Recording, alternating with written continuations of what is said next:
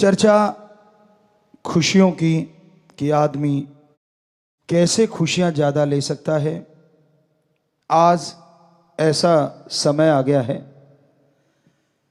कि परिवार टूट रहे हैं, बच्चे बड़ों की नहीं सुनते, बड़े इसलिए टेंशन में हैं कि उनकी कोई सुनता नहीं, और बच्चे इसलिए टेंशन में हैं कि उनके ऊपर उनकी राय थोपी जाती है, उनके ऊपर जबरदस्ती की जाती है, जैसा वो चाहते हैं उसको जीने नहीं दिया जाता। इस वजह से परिवार बिखर रहे हैं। हमारी संस्कृति जो अपने आप में नंबर 1 थी, वो आज टूटने की कगार पे है। दोगले मापदंड हो गए हैं।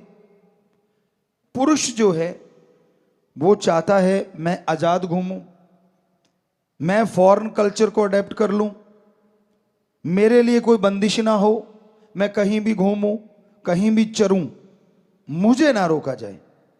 पर खुद की मां, खुद की बहन, खुद की बेटी, खुद की घरवाली वो इंडियन कल्चर को अपनाए, वो ना कहीं खुले चले। कैसा कल्चर हो गया हमारा। आप जब गलत कर्म करते हैं, दूसरे सादे शब्दों में किसी की बहन बेटी को लेके घूमते हैं, तब तो आपको खुशी आती है। पर जब आपकी बहन बेटी के साथ कोई होता है तब आपके आग लगती है। तो जब आप किसी को लेके घूम रहे होते हैं, क्या आपको तब नहीं होता कि ये भी किसी की बहन है, किसी की बेटी है? सो कहने का मतलब, एक जैसा संस्कृति ने, भारतीय संस्कृति ने पवित्र वेदों में एक जैसा माहौल बनाया था कि अगर पति पत्नी के लिए देवता है तो पति के लिए पत्नी भी देवी है, पैर की जुत्ती नहीं है।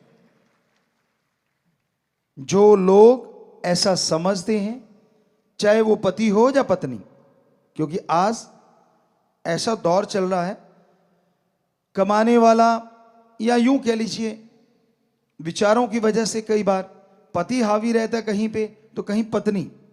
ऐसा नहीं होना चाहिए, बराबर का दर्जा होना चाहिए। एक दूसरे का सम्मान करो, राय लो तो दोनों जने, हो सके बुजुर्गों को भी शामिल करो। किसी बिजनेस की राय, परिवार की कोई व्यक्तिगत काम धंधे की राय। क्यों? क्योंकि पता नहीं कौन परिवार में से अच्छी राय दे दे और आपका बिजनेस व्यवहार तरक्कियों में चरम सीमा पे पहुंच जाए। आपको लगता है आपके बाप को कुछ नहीं आता, वो तो अनपढ़ गंवार है। दादा दादी तो बहुत पुराने जमाने के हैं। गलत। एक शिक्षा होती है जो उम्र के साथ मिलती है, तजुर्बा। कितने पढ़ लिख लो, कितनी डिग्रियां ले लो, जिंदगी का तजुर्बा जो सिखाता है वो किताबें नहीं सिखा सकती। इसलिए उनकी बात सुना करो। क्या पता आपको आपके घर में ही कोच मिल जाए जो आपको कोचिंग दें और आपका बेड़ा पार। और बुजुर्गों को चाहिए बच्चों की बात भी सुननी चाहिए। आपको एक छोटा सा उदाहरण देते हैं। बेपरवाह जी परमपिता शास्त्राम जी दाता रहबर, जो अब इस बॉडी में हैं, वो उस बॉडी में भी घूम रहे थे। बेरियों की तरफ हम जा रहे थे और रास्ते में एक छोटा सा बच्चा मिला। कहने लगा पिताजी पिताजी बात करनी। पूछा बोल बेटा क्या बात करनी है? तो कहने लगा सफेद कपड़े या कोई भी कपड़ा आप डालते हैं ना, जब उल्टा करके डाला करो। तो हमने पूछा क्यों भाई, किस लिए बेटा? कहने लगा जी एक तो दाग धब्बा, अगर हल्का फुल्का मिट्टी आएगी तो अंदर आएगी और झड़का के पहनेंगे उड़ जाएगी। हल्का फुल्का धब्बा लगा भी तो अंदर की साइड लग गया। दूसरा, परमपिता जी कहते यानी कि वो हम बताते हैं, कहते क्या कि मक्खी मच्छर आएगा तो अंदर की साइड में रहेगा और जब उसको सीधा करेंगे तो वो निकल जाएगा, और उसको पहनेंगे तो नेचुरली सही रहेगा। तो बेपरवाह जी हंस के कहने लगे भाई छोटा बच्चा भी राय देना तो उसकी राय ले लेनी चाहिए अगर वो अच्छी हो। तो जो आपके नन्हे नन्हे फूल हैं, छोटे छोटे जो खुशबू बिखेर रहे हैं, कलियां हैं, ये छोटे छोटे बच्चे भी दिमाग रखते हैं, इनके भी दिमाग है, यहां भूसा नहीं भरा हुआ। अगर इनकी बात भी आप सुन लो तो क्या पता ये आपसे बढ़िया कोई सजेशन दे दें जिससे पूरे घर का फायदा हो जाए। क्या पता ये कोई ऐसे बढ़िया आइडियाज दे दें जिससे घर परिवार में प्यार बढ़ जाए। कम मत आंको किसी को भी। बहस का मतलब झगड़ा नहीं होता, क्योंकि हमने बहुत देखा है लोग जब बहस करने बैठते, बहस का मतलब दूसरे शब्दों में अगर सही बोले तो चर्चा होना चाहिए। चर्चा करना, किसी टॉपिक पे चर्चा करो, तो वो चर्चा करना ज्यादा सटीक शब्द है। बहस तो झगड़ने को भी आजकल नमूना बन गया है, झगड़े को ही बहस कह देते कि शुरुआत बहस और फिर झगड़ा। चर्चा करो स्वस्थ तरीके से कि भाई तू अपने विचार बता, उसको काटो ना, उसकी पूरी बात सुनो, दूसरे को बोल तू बता, तीसरे को बोल तू बता। अब सबकी सुने जो घर का मुखिया है, और फिर कहे कि बेटा हो सके तो लिखो पॉइंट, जो मेन पॉइंट होते हैं उनको लिख लो जो परिवार वाले चर्चा कर रहे हैं। तो जिसका सबसे बेस्ट है उसका क्यों बेस्ट है और दूसरों का क्यों कम है ये बताओ, और फिर कहो कि मुझे ये लगा कि ये सबसे बेस्ट तरीका है। फिर चर्चा करो क्या बेस्ट है, इसमें क्या माइनस है, क्या प्लस है। तो यकीन मानो लास्ट में उस चर्चा का जो रिजल्ट है 100% पॉजिटिव निकलेगा और आपके घर में खुशियां आएंगी। पर आप बात करने से पहले ही काट देते हो, तुझे बड़ा आता है, तू बड़ा कल का छोकरा और मुझे समझाएगा, तू होता कौन है। आपकी ईगो हार्ट हो गई क्योंकि बच्चे ने आपसे बढ़िया तरीका बता दिया। ये गलत है, बल्कि खून तो आपका है, बल्कि मान करो, सत्कार करो, खुश हो जाओ कि देखो मेरे खून में कितना ज्यादा अकल है, कितनी ज्यादा दिमाग है। पॉजिटिव लो उस चीज को, नेगेटिव ना लो। और बच्चों को भी जैसे हमने बताया अपने मां बाप का सत्कार करना चाहिए, इज्जत करनी चाहिए। ये आप मान लीजिए 20 से 30 साल की उम्र की चर्चा कर रहे हैं हम अभी जो कर रहे हैं, वैसे तो बचपन से आजकल माने तो बचपन से 30 साल तक बुजुर्ग कोई बात नहीं समझ पा रहे, आपके मां बाप, दादा दादी, नाना नानी, मतलब बुजुर्ग आपसे बड़े, तो आप बजाय उनको नीचा दिखाने के बच्चों प्यार से, सत्कार से, इज्जत से बात करो। पहले उनकी पूरी सुन लो, फिर उनका सत्कार करो कि भाई पापा जी आपने बहुत बढ़िया बात बताई, पर अगर आप आज्ञा दें तो क्या मैं भी कुछ बता सकता हूं, मेरे भी माइंड में कुछ आइडिया आ रहा है। तो हमें लगता है उनकी ईगो हार्ट नहीं होगी, अहंकार को ठेस पहुंचती है ना, तब गड़बड़ होती कि मैं बड़ा तू छोटा, तू है क्या। तो जब आप कहोगे कि जी मैं, अगर आप आज्ञा दें तो मैं आप एक रिक्वेस्ट है, मैं भी अपनी बात रखना चाहता हूं, यकीन मानो उसको लगेगा हाँ मेरी ईगो हार्ट नहीं, क्योंकि पहले ही सत्कार कर दिया, उसको बड़ा बना दिया, तो फिर वो आपकी बात भी सुनेगा और अच्छी लगेगी तो मानेगा भी। तो ये तरीके होते हैं घर परिवार को बांध के रखने की। संयुक्त परिवार होते थे तो उसमें कितनी खुशियां होती थी। तो कहने का मतलब संयुक्त परिवार जो होता है ना, बड़े फायदे होते हैं। मान लो 2 भाई हैं, इकट्ठे रह रहे हैं, आगे 2 बच्चे हैं, तो उनमें से एक भाई नौकरी करता है, दूसरा भाई अगर मान लो खेती बाड़ी या कोई थोड़ा बिजनेस करता है, तो कहते हैं ना 1 और 1 11 हो जाते हैं और एक ही रह जाता है। और दूसरी बात, खास करके सत्संगियों को, हम अपने उन बच्चों को जो राम नाम से जुड़े हैं जरूर हाथ जोड़ के कहना चाहेंगे कि अगर आप 2-3 भाई हो, इकट्ठे रह रहे हो, तो 2 लोग अगर घर का काम कर रहे हैं और एक सेवा के लिए फ्री हो सकता है, तन मन धन से परहित परमार्थ कर सकता है। बदल बदल के करते रहे ना, एक बार एक आ गया, दूसरी बार दूसरा आ गया, तीसरी बार तीसरा आ गया। और आज के युग में, आज के समय में परहित परमार्थ अपने को छोड़ के सारी सृष्टि का भला करना, अपना तो करना ही होता है, वो तो एक आत्मिक मालिक ने शक्ति दी है कि आप आत्मिक रक्षा करें, आत्मरक्षा वो तो करना ही है। लेकिन फिर अपने को छोड़ के परहित परमार्थ करने वाला कोई कोई है। अगर सारी जनसंख्या देखें तो वीडियो बनाने वाले मिल जाएंगे, एक्सीडेंट हुआ पड़ा है, खून निकल रहा है, कोई किसी को मार रहा। अभी पीछे एक हमने देखा, शरेआम दिल्ली में एक राक्षस प्रवृत्ति का बच्चा एक बिटिया पे चाकू बरसा रहा था। वो बड़ा हाईलाइट हुआ था, हमने टीवी पे देखा।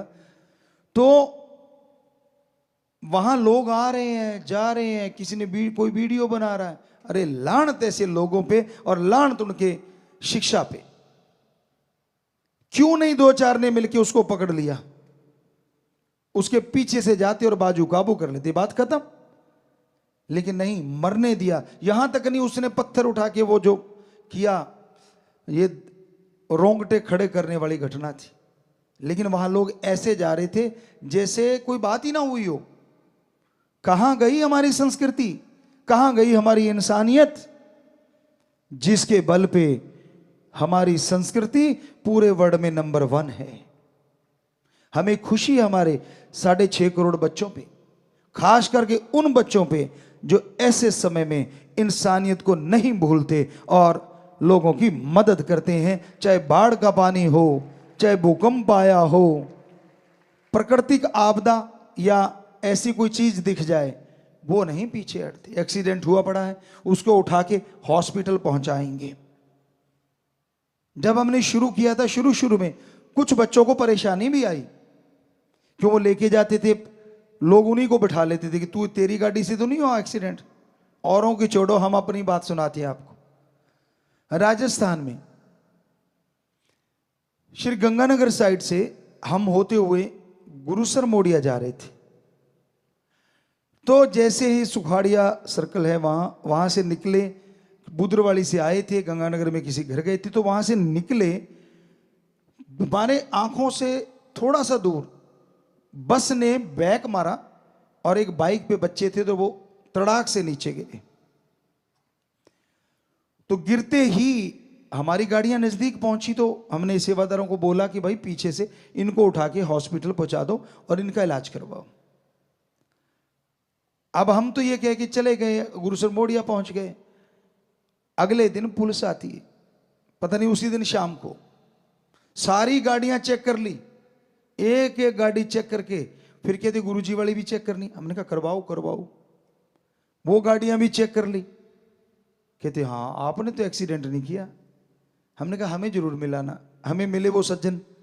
हमने कहा भाई तू उनको क्यों नहीं पकड़ता जिन्होंने किया है? और बस के अंदर जो लोग थे उन्होंने भी गवाही दी कि बस वाले ने ठोका है। बहुत बेचारा साइड में चल रहा था बाइक वाला, और उसने एकदम से गाड़ी कट मारा और वो उड़ा दिए।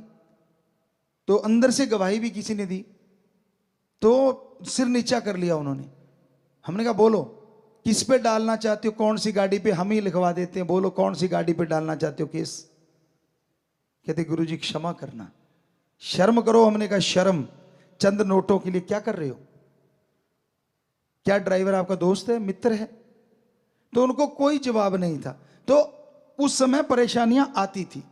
राम जी ने कृपा करी, हमारे देश के जो राजा होते हैं उन्होंने सुना और फिर कानून बन गया, शायद हमें पक्का नहीं मालूम, कि जो बचाएगा उस पर ऐसी कोई कार्रवाई नहीं होगी, शायद में भी। तो अब साध संगत जबरदस्त तरीके से लोगों की जान बचा लेती है जो एक्सीडेंट में पड़े होते हैं या डूब रहे होते हैं, तो बड़ा अच्छा लगता है। तो ये इंसानियत की सेवा के लिए अगर आपके परिवार का एक मेंबर आ गया, वो सेवा कर रहा है, और यकीन मानो घर का 1 या 2 लोग जो बिजनेस कर रहे हैं, वो जो सेवा कर रहा है ना, आपके बिजनेस में भी हो सकता है दुगना चौगुना मुनाफा हो जाए और शरीर की तंदुरुस्ती ताजगी भी जरूर आएगी। इसलिए संयुक्त परिवार अच्छे होते हैं, जो पुरातन समय से चले आ रहे थे। तो कहने का मतलब कितना अंतर आ गया। क्या थी हमारी संस्कृति। हमारे गांव में हमने देखा, हमें बचपन से लेके आज तक राजनीति में ना कोई इंटरेस्ट था ना है, तो पर फिर भी आपको एक बात बताना चाहते हैं। छोटा सा गांव, 774 या 80 90 ऐसे कुछ वोट थे। गांव के 2 लोग जाते थे, चुने हुए थे, वो जाते और किसी को कह के आते कि वोट आपको डालेंगे। पूरा गांव, हमारे जी स्कूल बना देना। स्कूल वहां से 5-6 किलोमीटर दूर था, छोटा सा गांव था। तो वो आके गांव वालों को इकट्ठा करते, कोई बच्चे नहीं जाते थे, सिर्फ घर का मुखिया, सारे इकट्ठे हो जाते। वो कहते थे भाई अब फलां बंदे ने वायदा किया अपने स्कूल बन जाएगा तो वोट उधर डालनी। कहते जी ठीक है, ये नहीं पूछते क्या क्यों किंतु परंतु, सारे घरों में आते और अपने परिवार को आके कहते भाई वोट फलां जगह लगाना है। और ऐसा ही हुआ, स्कूल बन गया क्योंकि वही जीता जिसको वोट डाली। अगली बार फिर वायदा कराए कि भाई हमारे स्कूल को अपग्रेड कर देना और हो सके तो बिजली और रोड नहीं है हमारे। फिर वही जीता, क्योंकि तब वो पेटियां पुटियां खुला करती थी। हमें मालूम नहीं तब क्या चक्कर था, कोई इंटरेस्ट नहीं था हमारा, सच कह रहे हैं आपको, झूठ नहीं बोल रहे। तो कहते थे तब कोई पेटियां पुटियां खुलती थी वोट गिनते टाइम, तो वोट गिनते रहे गिनते रहे गिनते रहे। और जब पेटी खुली, वो हार रहा था जो एमएलए था, वो जब गुरुसर मोडिया की पेटी थी वो खुली, पेटी खुलते ही वो जो बंदा 400 से हार रहा था वो 300 कुछ वोटों से जीत गया। यहां तक हमें बताया, हमें नहीं मालूम कितनों से जीता था वो। तो पेटी खुलने की वजह से वो क्योंकि गिनती करवा रहा था, उसको पता चल गया कि हां मुझे इन्होंने ही जिताया है। तो फिर 10वीं का स्कूल भी बना, रोड भी बनी और बिजली भी आई। तो हमारा यहां ये नहीं कि क्या हुआ, कहने का मतलब इतनी एकता होती थी पूरे गांव की, परिवार संयुक्त रहते थे, अलग हो जाते थे लेकिन फिर भी भाईचारा यूं रहता था। क्योंकि तब जो हमने देखा, बुरा ना मानना, माता बहनों की थोड़ी खड़क जाती थी, भाई भाई तो कई बार एक रह लेते थे, पर उनकी थोड़ी सी रोटी के पीछे, दाल के पीछे, चावल के पीछे, सासू के पीछे, ससुर के पीछे गड़बड़ हो जाती थी। तो उस वजह से घर तो अलग हो जाते थे, कहते थे चूल्हा अलग कर लिया। तब ये नहीं कहते थे खेती बाड़ी बांट ली, कि चल चूल्हा अलग कर लो भाई ताकि झगड़ा ना हो। तो वो घर थोड़ा सा अलग हो गया, लेकिन खेती सांझी, काम धंधा एक ही कर रहे हैं, वही सारा कुछ भाईचारा। तो वो भी बढ़िया है जिनके ये है। तो सत्संगियों तो ये जरूर चाहेंगे कि अगर पॉसिबल हो झगड़ा नहीं करना, झगड़े से तो अच्छा है चूल्हा अलग ही ठीक है। पर अगर लगता है काम धंधा साझा कर लो और 1 महीने के बाद हिसाब जरूर कर लिया करो, चाहे सगा भाई है, चाहे दोस्त है, चाहे मित्र है, लंबा मत डालो। महीने के बाद हिसाब होगा तो अगर कोई बेईमानी कर रहा है पता चल जाएगा, तो अपना किनारा कर लो, और लगता है कि सारा सही चल रहा है तो और जोर लगाओ। तो ऐसा अगर पॉसिबल हो तो आप जरूर करना। मालिक आपको खुशियां दे, बहुत आशीर्वाद।